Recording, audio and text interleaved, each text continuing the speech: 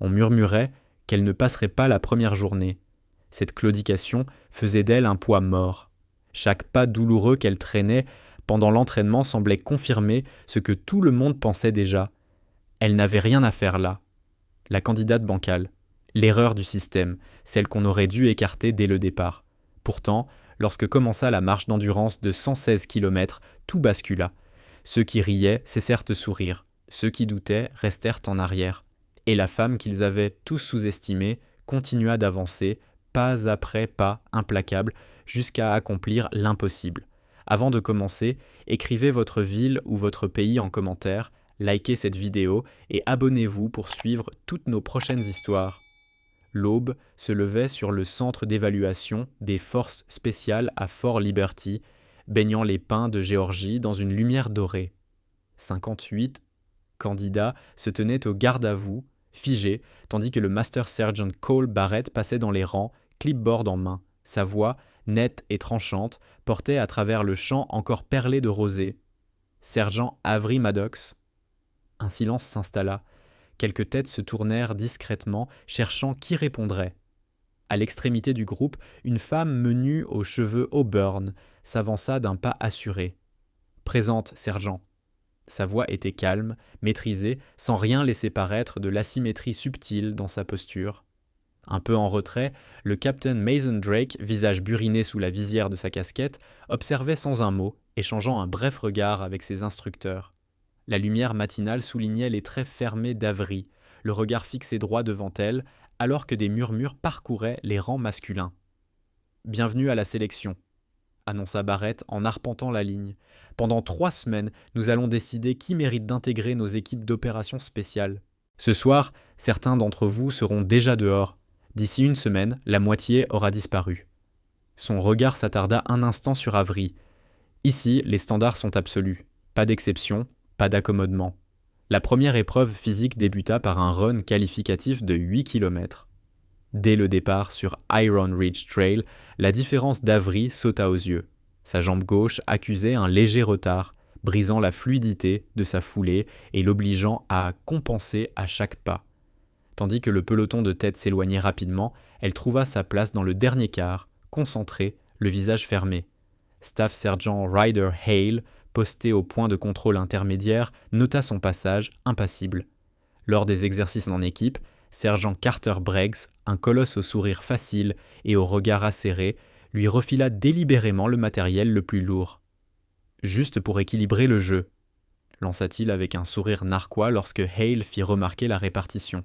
« Ici, tout le monde porte sa charge. » Avery ne protesta pas. Elle ajusta simplement la radio sur son dos et reprit la marche avec son groupe.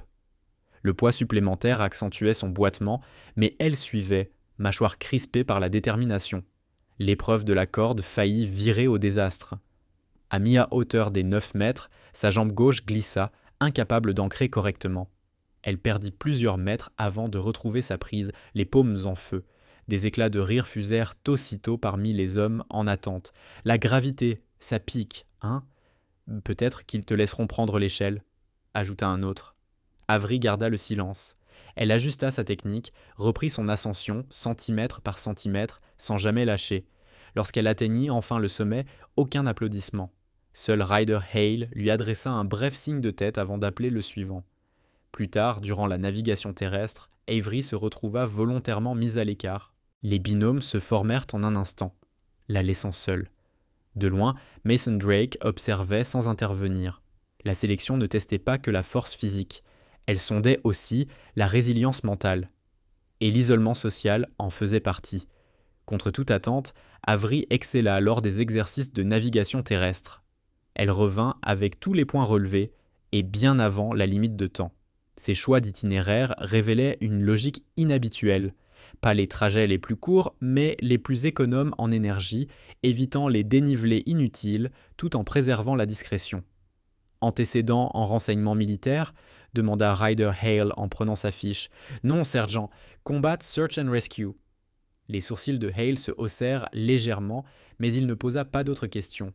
Quand une violente tempête s'abattit pendant les manœuvres nocturnes, les candidats furent d'abord dispersés dans leur base d'observation avec un minimum d'équipement. La température chuta brutalement. La pluie se transforma en grésil, traversant les treillis détrempés et rendant les conditions infernales. Dans son périmètre, Avery, silencieuse, érigea un abri bien plus efficace que l'installation sommaire des autres. Elle utilisa le relief et des matériaux naturels pour améliorer l'isolation et drainer l'eau. Ryder Hale, qui effectuait les inspections nocturnes, s'arrêta plus longtemps devant son emplacement, intrigué par la technique. « Où as-tu appris ça » demanda-t-il à voix basse. « École de survie, avec quelques adaptations, » répondit-elle sans détailler davantage. À la fin de la première semaine, il ne restait plus que 42 candidats sur 58. Beaucoup pensaient qu'Avery ferait partie des abandons. Pourtant, elle tenait bon. Jamais brillante, mais toujours dans les standards. Les murmures changèrent de ton, de la condescendance à l'incompréhension. Les moqueries, elles, continuaient. Une nuit, Mason Drake feuilletait les dossiers sous la lumière d'une lampe. Quand il arriva à celui d'Avery, ses sourcils se froncèrent. Trop de zones noircies, trop de pages classifiées. Son parcours indiquait des missions distinguées en Afghanistan et dans 3 zones non précisées, mais sans aucun détail. Les rapports médicaux évoquaient plusieurs opérations à Brooke Army Medical Center, suivies d'une rééducation longue et lourde, mais rien de précis sur la nature des blessures. Quelque chose clochait. La femme qu'il voyait sur le terrain ne correspondait pas à ce dossier énigmatique. Il décrocha son téléphone, composa un numéro qu'il connaissait par cœur. « Marc, ici Drake. J'ai besoin d'un déverrouillage sur un dossier. Sergent Avery Maddox en cours de sélection chez moi, mais ses archives ressemblent à un calendrier noir de la CIA. » Il écouta quelques secondes. « Oui, c'est elle. Boîte nettement. » Un silence, puis « Compris. Juste. Savoir avec qui je bosse en réalité. » À la fin de la 2e semaine, il ne restait plus que 31 candidats. Les visages portaient à la fatigue, la perte de poids, les blessures accumulées. La claudication d'Avery paraissait plus marquée, mais elle conservait cette détermination silencieuse qui l'avait suivie depuis le début. Lors de la réunion du soir, les instructeurs passèrent en revue les derniers noms avant la phase finale, la redoutée crucible marche. « Maddox tient encore », lança un instructeur avec étonnement. Ryder Hale hocha la tête. « Elle est ingénieuse, meilleure tacticienne qu'on ne le croit. »« Ça ne changera rien, » trancha Cole Barrett. « La crucible va la briser. C'est la sélection naturelle. » Quand les autres quittèrent la pièce, Mason Drake resta seul, les yeux fixés sur un dossier fraîchement arrivé, frappé du sceau Classified. À l'intérieur, un résumé médical évoquant fracture fémorale catastrophique, atteinte nerveuse et réforme recommandée. En annexe, une citation pour une Silver Star. Jamais remise officiellement. Pendant ce temps, dans son lit de camp, Avery préparait son matériel pour la crucible. Chaque objet inspecté 2 fois, son sac optimisé au gramme près, les points sensibles de ses pieds protégés par du tape. Son visage fermé trahissait une seule émotion, la volonté. Elle ignora la douleur sourde dans sa jambe, celle qui ne l'avait jamais quittée. Une image furtive traversa son esprit. Des murs stériles, l'odeur de l'antiseptique, des médecins au visage grave. Avec ce type de dégâts, vous ne courez plus jamais normalement. Carrière terminée. Acceptez-le. Les mains d'Avery continuèrent leur travail sans trembler. Elle repoussa le souvenir, focalisée sur une seule chose, survivre à demain. 04 heures, 31 candidats se tenaient dans l'obscurité au départ du sentier montagneux. Leurs lampes frontales formaient une constellation tremblante sous le ciel encore noir. Chacun portait le même sac de 36 kilos, rempli d'équipements, de rations et d'eau. Un poids identique, quelle que soit la carrure. L'air vibrait d'une tension sourde, mélange d'adrénaline et d'épuisement après 2 semaines de sélection impitoyable. Le capitaine Mason Drake prit la parole, sa voix coupant le froid matinal. « La crucible marche, c'est l'épreuve finale. 72 heures, 116 km, 9 checkpoints. Vous ratez un seul contrôle, c'est fini. » Il marqua une pause, balayant du regard les silhouettes figées dans la pénombre. Les seules évacuations tolérées, urgence médicale. Le record est de 68 heures. Personne ne vous demande de le battre. Son regard accrocha Avery Maddox, tout au fond du groupe. Son visage demeurait impassible. Elle ajusta simplement les sangles de son sac avec des gestes précis. Tandis que certains s'agitaient, sautillant pour se réchauffer, elle restait immobile, économe de son énergie. Le chrono démarre. Maintenant, annonça Drake en déclenchant sa montre. Sans cérémonie, la colonne s'ébranla. Les lampes oscillantes disparurent dans la densité forestière. Avery prit sa place en queue de peloton, imposant un rythme mesuré qui absorbait sa foulée irrégulière.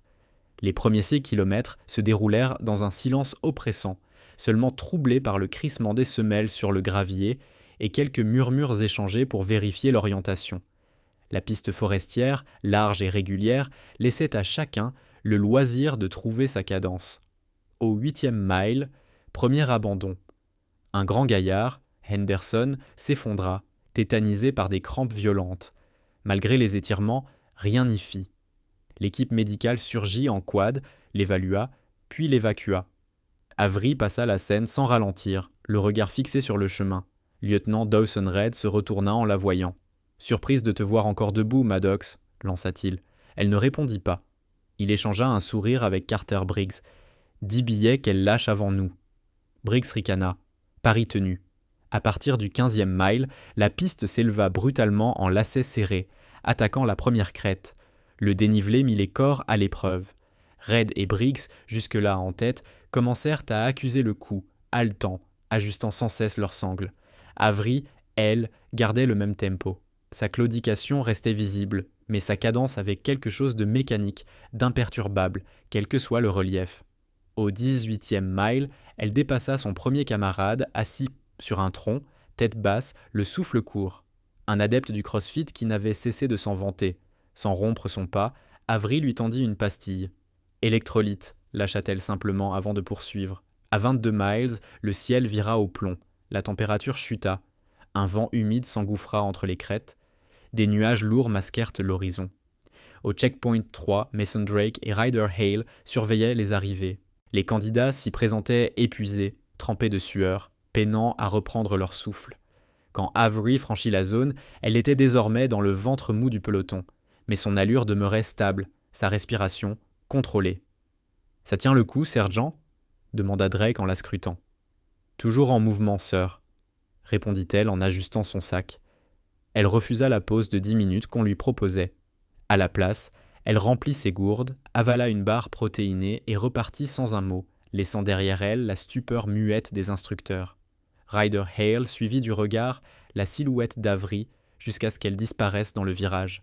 « Elle remonte dans le classement, » remarqua-t-il, surpris. « Pour l'instant, » répondit Mason Drake sans grande conviction dans la voix. Après la marque des 30 miles, la météo bascula. Ce qui n'était qu'une pluie fine devint un déluge, transformant le sentier en un couloir de boue et de flaques profondes. La nuit tomba plutôt sous un ciel plombé, obligeant les candidats à progresser à la lueur de leurs lampes frontales dans un enfer glissant et traître. Sous la tente médicale du checkpoint 5, les blessés affluaient. Hypothermie, entorse, chute violente. Le moral s'effondra au fil des heures alors que s'écoulait la 30e heure sans véritable repos. « Combien encore sur le parcours ?» demanda Drake au médecin en charge du suivi. « 12, sœur. »« 12 ? Oui. 8 évacuations médicales, 11 abandons volontaires. Plus de la moitié éliminés et plus vite que d'habitude. » Le médecin parcourut son tableau. Lieutenant Nolan Pierce est toujours en tête. Derrière, Collins et Vega à une demi-heure. Puis Red. Et attendez, il fronça les sourcils, vérifia une deuxième fois. Sergent Maddox est passé 5e. Un silence. Puis Drake, incrédule. Confirmé. Confirmé au dernier point de contrôle, sœur. Elle avance, les autres décrochent. La tempête se prolongea toute la nuit et jusqu'au lendemain. Les candidats, trempés, frigorifiés, luttaient contre la boue, le vent et leurs propres limites. Ceux qui s'étaient préparés dans des conditions idéales affrontaient désormais la nature à son pire, pluie glaciale, sentiers dévastés, et cette nécessité impérieuse de continuer quand tout votre corps supplie d'arrêter. Au 50e mile, il n'était allé plus que 9 sur la piste. Nolan Pierce menait toujours, solide, porté par son expérience et ses records d'ultra-endurance. Mais l'écart se réduisait. La fatigue grignotait tout, minute après minute, pas après pas. À l'aube du dernier jour, 60 heures après le départ, Ryder Hale grelottait au checkpoint 8, battant du pied pour chasser le froid, scrutant le sentier. Il s'attendait à voir surgir Pierce, encore en tête. mais quand deux faisceaux jaillirent presque en même temps de la forêt, il écarquilla les yeux. La grande silhouette de Pierce apparut, talonnée par une forme plus menue, au pas bancal, mais régulier. « Sergent Maddox » souffla Hale, incapable de masquer sa surprise. Pierce se retourna, abasourdi en découvrant qui l'avait presque rattrapé. Son visage, ravagé par l'épuisement, laissa transparaître un choc brut avant de se recomposer. Il enregistra son passage, puis fila remplir ses gourdes. Avery, silencieuse, tendit sa carte pour validation. Son uniforme, noyé de boue, son visage creusé par la fatigue, mais ses yeux restaient vifs, durs, focalisés. « Où étiez-vous déployé avant ça, sergent » risqua Hale en l'observant remplir sa gourde. « Un peu partout » répondit-elle évasivement. « Principalement des opérations CSR classifiées. » Un déclic traversa l'esprit d'Hale. Un souvenir ancien. Une extraction héliportée qui avait viré au cauchemar. Mais avant qu'il puisse creuser, Avery remit sa gourde en place et repartit, déjà en train de gagner du terrain sur Pierce, qui s'essoufflait sur la pente suivante. Le dernier tronçon de la crucible était le plus cruel. Une montée brutale enlaçait, près de 600 mètres de dénivelé avant une descente vertigineuse vers la ligne d'arrivée. C'était là que même les plus forts pliaient, écrasés par la fatigue et la faim, les muscles déchirés par 3 jours d'efforts continus. Mile 67, Pierce conservait la tête par pure force mentale, mais son allure avait explosé. Sa foulée, autrefois souple, n'était plus qu'une marche vacillante, chaque pas arraché à la douleur. Quand il atteignit le sommet d'un raidillon, il s'immobilisa, essoufflé, posant ses mains tremblantes sur son sac. La pause dura plus qu'il ne l'avait prévu. Ses jambes se mirent à trembler de manière incontrôlable. Il tenta de franchir une autre marche, mais son corps refusa d'obéir. Nolan Pierce chancela une fois, 2, puis s'effondra à genoux, son organisme enfin terrassé par une déshydratation sévère malgré une gestion disciplinée de son eau. Alors que l'équipe médicale accourait depuis un point de surveillance voisin, une silhouette franchit la crête derrière lui. Avery Maddox, avançant avec la même cadence implacable qu'au départ. Elle s'arrêta à sa hauteur, s'agenouilla pour vérifier son état. « Les secours arrivent », murmura-t-elle en l'aidant à se mettre en position de récupération. « Tu as trop forcé dans la montée. » Pierce leva vers elle un regard mêlé de stupeur et de respect. « Comment tu tiens encore ?» balbutia-t-il. Elle ne répondit pas, se contentant de s'assurer qu'il était stable avant de se relever. À ce moment, Raider Hale surgit avec l'équipe médicale, ayant suivi depuis le dernier checkpoint pour surveiller les premiers. « On s'occupe de lui », lança Hale. « Continue si tu peux. » Avery hocha la tête, mais en pivotant, Hale remarqua une tache sombre qui s'élargissait sur sa jambe gauche. Du sang. Une branche ou un rocher avait entaillé la chair et la plaie saignait abondamment. « Stop, faut soigner ça, ordonna-t-il. « Je gère, répondit-elle sèchement. Mais déjà, un infirmier s'approchait avec sa trousse. « Protocole, déclara-t-il fermement.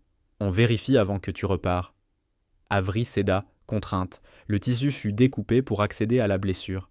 Et ce qu'ils découvrirent figé dans le silence.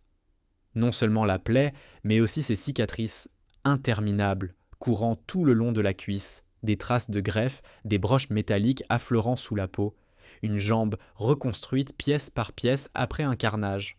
Le médic suspendit son geste, déconcerté par l'ampleur des traumatismes anciens.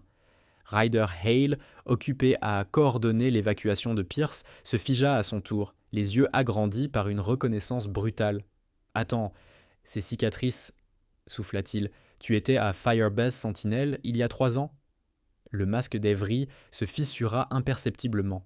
« C'est classifié, sergent, » dit-elle d'une voix basse. Mais Hale se noyait déjà dans un souvenir qu'il aurait préféré oublier, un avant-poste isolé, encerclé après une embuscade monstrueuse, des morts partout, et cet hélicoptère qui avait osé venir, contre toute logique, pour tenter une extraction suicidaire.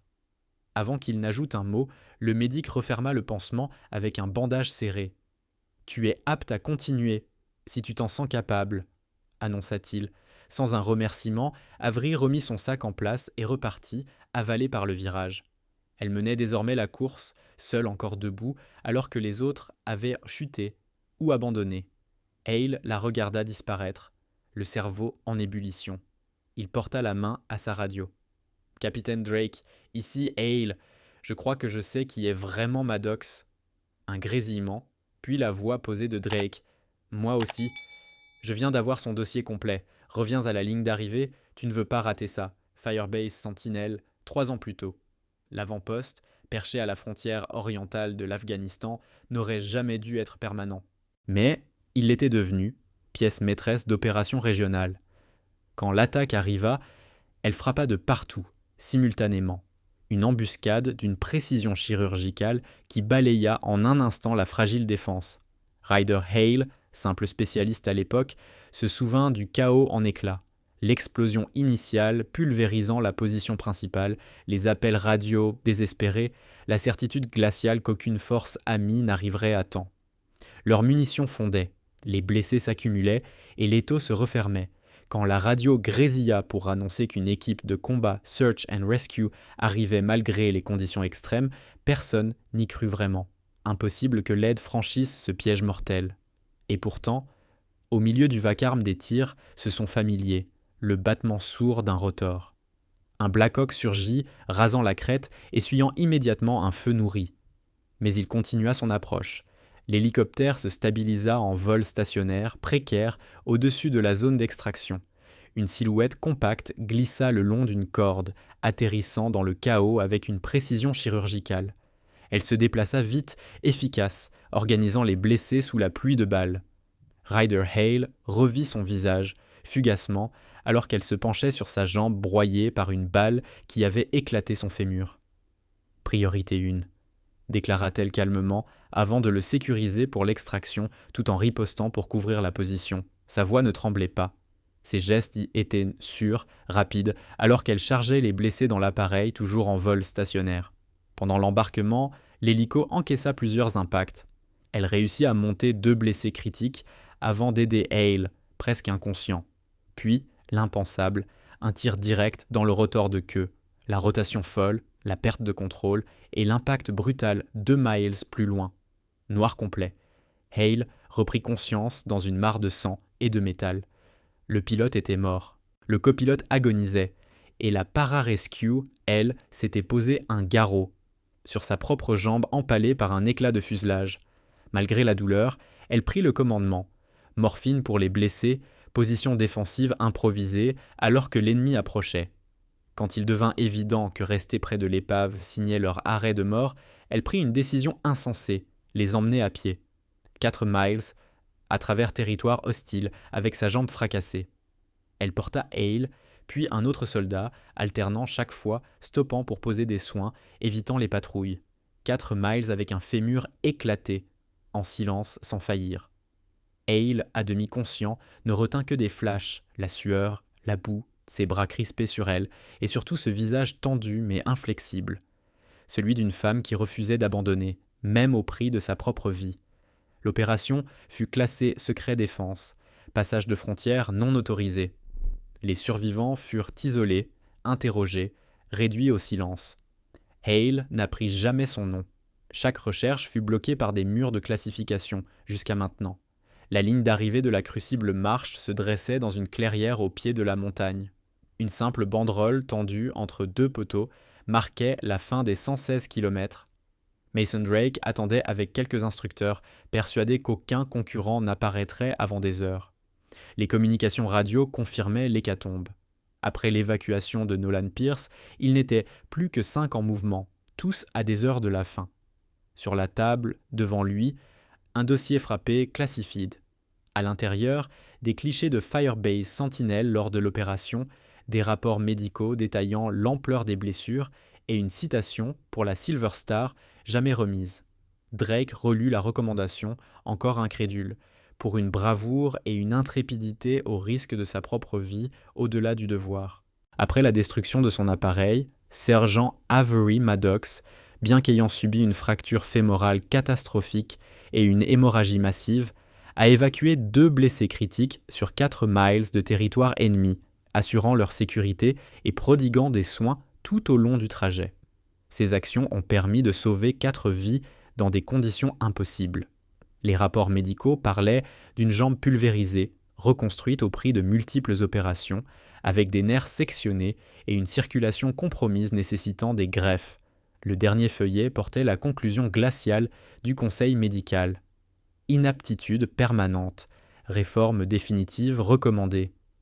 Et pourtant, contre toute logique, Avery Maddox n'avait pas seulement survécu à sa blessure, elle avait traversé l'un des parcours de sélection les plus exigeants de l'armée et était sur le point de le terminer. Une voix brisa les pensées du capitaine Mason Drake. Mouvement sur le sentier, sir. Il releva la tête, surpris. D'après les derniers rapports, personne ne devait arriver avant 4 heures encore. Il porta ses jumelles. Au loin, une silhouette solitaire se détachait de la lisière des arbres, avançant d'un pas régulier, implacable, malgré les 70 miles engloutis et la fatigue écrasante. « C'est Maddox » souffla un instructeur, incrédule. Elle avançait toujours à la même cadence méthodique qu'au départ, 72 miles plus tôt. Avery franchit la ligne d'arrivée seul. Son uniforme, maculé de boue, trempé de sueur, son visage creusé par l'épuisement. Mais ses pas restaient donc stables, rythmiques, implacables. Elle s'arrêta simplement au point désigné, détacha son sac avec précision, sans effusion, sans cri de victoire. Les instructeurs demeurèrent figés, sidérés, tandis que les médecins se précipitaient pour la prendre en charge. Mason Drake baissa les yeux sur sa montre. « 63 heures !» souffla-t-il. « Record battu de 5 heures. »« D'autres sont terminés, sir ?» demanda Avery, sa voix éraillée par l'effort mais étonnamment posée. « Non, sergent. Vous êtes la première, la seule pour l'instant. » Elle inclina simplement la tête, accepta une gourde, laissa un autre soignant vérifier ses constantes. Pas d'effondrement, pas de larmes. Contrairement à tant d'autres, Avery resta droite, réglant calmement les priorités. Boire, soigner la plaie, organiser son matériel. Quelques minutes plus tard, Ryder Hale rejoignit la clairière, transporté depuis son checkpoint. Il s'approcha d'elle, mais plus comme un évaluateur, comme un homme qui retrouvait celle à qui il devait la vie. « Tu m'as porté, » murmura-t-il. « Firebase Sentinelle, c'était toi. » Avery plongea son regard dans le sien. « Opération classifiée, sergent. Je n'ai jamais su ton nom. On ne nous l'a pas dit. » La voix d'Hale vibrait d'émotions mêlées. « Tout ce temps, je t'ai regardé souffrir ici, sans comprendre. »« Je ne souffrais pas, » coupa Avery, calme. « Je gérais mon rythme. » La révélation frappa Hale de plein fouet. Cette régularité parfaite, quelles que soient les pentes, la météo, la boue, ce plan qu'elle avait suivi, froid, précis. Elle ne luttait pas pour tenir, elle exécutait une stratégie implacable, fondée sur la connaissance intime de ses limites et de sa force. 8 heures plus tard, 4 autres candidats franchirent la ligne au bord de la rupture. Lieutenant Dawson Reed arriva troisième. Lui qui s'était moqué d'elle baissa les yeux en la voyant déjà remise, occupée à aider les autres. Une semaine plus tard, le terrain d'honneur accueillit la cérémonie de clôture. Il n'était en tas que 8 à avoir survécu à la crucible, 8 sur 58, en uniforme impeccable, au garde-à-vous, face à un parterre restreint d'instructeurs et d'officiers. Mason Drake monta sur l'estrade. « Il y a 3 ans, commença-t-il, on a dit à sergent Avery Maddox qu'elle ne marcherait plus jamais normalement, que sa carrière était terminée. Ses blessures, subies lors d'une mission classifiée, furent déjà jugées irréversibles par plusieurs commissions médicales. » Il marqua un silence, son regard accroché au sien. Ce que ses médecins n'avaient pas prévu, c'était sa volonté. Un murmure parcourut les rangs quand il sortit un écrin. « J'ai obtenu l'autorisation de déclassifier une partie de son passé, et aujourd'hui, nous allons réparer une omission. » Il lut à voix haute la citation pour la Silver Star, attribuée pour l'héroïsme à Firebase Sentinelle, mais jamais remise publiquement jusqu'à ce jour. Tous les instructeurs se figèrent, puis, comme un seul homme, y compris Master Sergeant Cole Barrett, celui qui l'avait condamné dès le départ, levèrent la main pour un salut franc. À mesure que Mason Drake lisait la citation, un silence lourd tomba. Ceux qui, quelques semaines plus tôt, ricanaient à la vue de sa claudication, comprenaient enfin.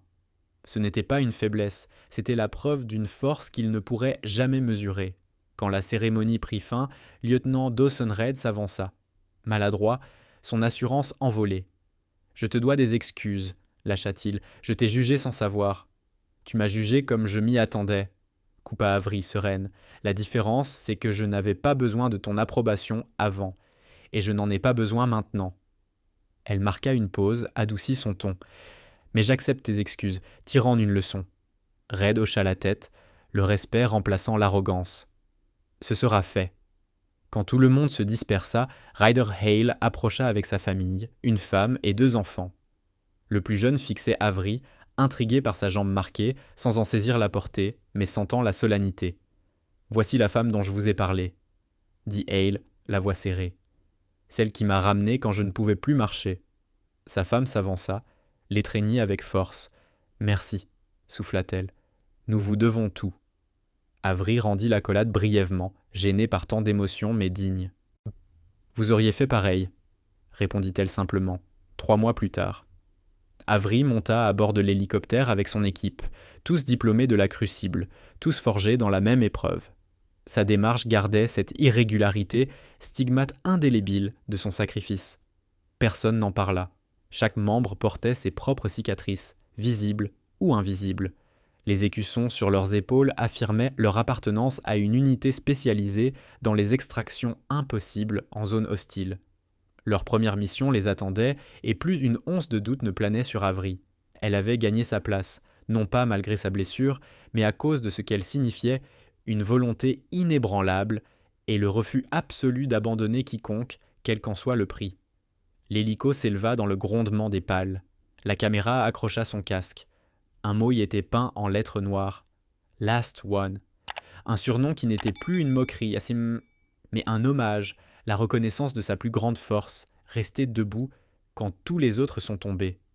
L'appareil vira vers la chaîne montagneuse. Avery regardait l'horizon, le visage fermé mais prêt à affronter tout ce qui viendrait. Ce voyage n'avait jamais été pour prouver aux autres qu'ils avaient tort. C'était pour se prouver à elle-même que les limites n'existent que pour ceux qui s'y soumettent. Au loin, l'aube déchirait les crêtes, projetant une lumière d'or sur la route à venir.